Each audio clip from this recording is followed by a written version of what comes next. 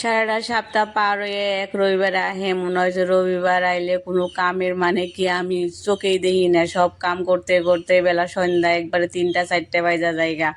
আসসালামু আলাইকুম, সবাই কেমন আছেন বলেন, কমেন্ট করে সবাই জানাবেন কেমন আছেন। যাই হোক, আমি রবিবার আইলে বাদা কোনো জব করি না, কোনো কাম করি না, তাও না জানি যে সারাটা সপ্তাহ আমি সময় পাই না। এক রবিবার আইলে আমার আধা ভাঙ্গা ঘর একটা সাফা করি, আর প্লাস আমার মুখেরও একটু যত্ন করি, না হলে কি জানি বুড়ি বুড়ি দেখা যাবো।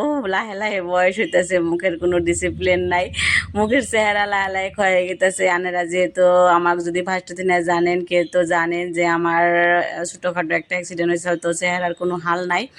যাই হোক, চেহারাটাও একটু ট্রিটমেন্ট করি, বাড়িতে কিছু হোমমেড ইউজ করি, তার পাশে প্লাস আমার রুমটা একদম এলোমেলো কইরা পুরো একদম জঙ্গমঙ্গ কইরা সাফা করি।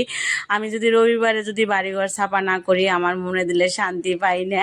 তার জন্য রবিবার সকালবেলা উঠে আমি আগে বিছনা টিছনা ঠিক করি। তো সকালে চাটা খাইয়া নিয়েছি, চা খাইছি অল্প, রুটি বানাইছিলাম, রুটি চুটি খাইয়া চাটা খাইয়া তো দুই টুনাটুনি লেগে গেছি একবার বিছনা টিছনা ঝাড়া দিতে।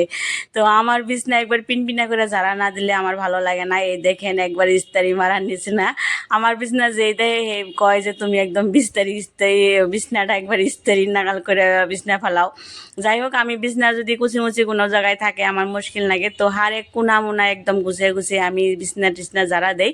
তার পিছে আমার সম্পূর্ণ বস্তু ঝাড়া দিছি, ধুলা বালু করছি, একদম সম্পূর্ণ ঝাড়া ঝাড়া দিয়ে কমপ্লিট করছি।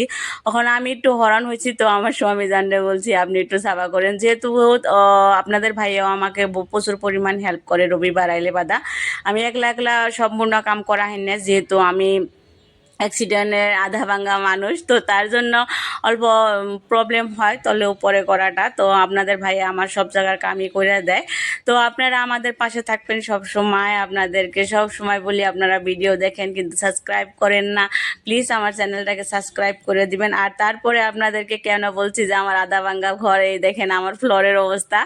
এই ফ্লোরটা আমি যখন আমাদের নতুন বাড়ি করলাম, তখন 3 মাসের ভিতরে এই বাড়িঘর মাটি ছাটি ফালিয়ে ফ্লোর করাতে আমার ফ্লোরের এই অবস্থা। তো কার্পেট সার্পেট বিছানা থাকানোর জন্য আমার ফ্লোরটা অত খারাপ দেখা যায় না, তার জন্য আমি ওই রকম করে কার্পেট সার্পেট একদম বিছিয়ে রাখি। যাই হোক, সম্পূর্ণ কাম আমার কমপ্লিট হয়ে গেল, ঝাড়া পোছা করা।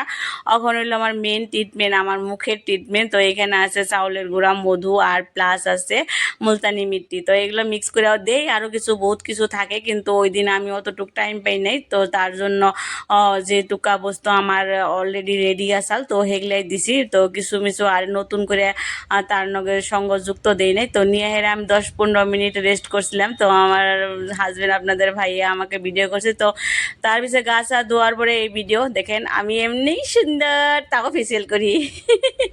যাই হোক, জোক মারলাম, চেহারাটা এবেই গ্লো। তথাপিও আমি নিজে গ্লো রাখবার নিকে অল্প ফেসিয়াল করার নাকি, কারণ একদম মেন কারণ হলো আমাকে লেডিসের সবসময় চেহারাটা গ্লো রাখবার নিকে নিজের ট্রিটমেন্টটা করা বহুত বহুত বহুত প্রয়োজন।